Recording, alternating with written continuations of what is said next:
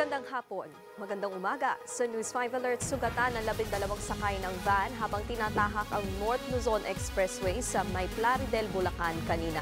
Sa videong ito, kita ang mga biktima na napaupo sa gilid ng expressway matapos madisgrasya. Namimilipit pa sa sakit ang ilan sa kanila. Tumagilid at nagka-yupi-yupi rin ang van. Ayon sa mga pulis, napunta sana sa Pampanga ang van nang sumabog ang gulong nito at nawala ng kontrol.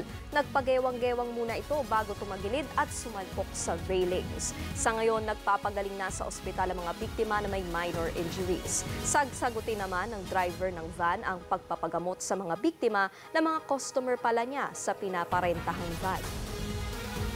Sa ibang balita, pumalo sa higit 1 bilyong piso ang pinsala ng walang patid na ulan sa Mindanao. Sa tala ng National Disaster Risk Reduction and Management Council o NDRRMC, 78.75 million pesos na ang halaga ng pinsala sa agrikultura na masamang panahon sa Davao at Caraga regions. Habang sa infrastruktura, nasa 27.5 million pesos naman.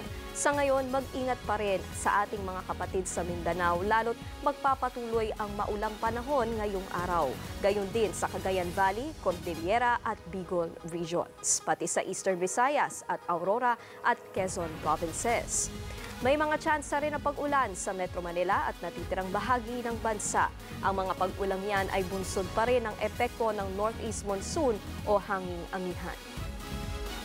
Para sa iba pang mga balita, pumunta lang sa news5.com.ph, pati na rin sa News5 Facebook, YouTube, TikTok at X social media pages. Ako po si Nikki de Guzman. Magandang umaga.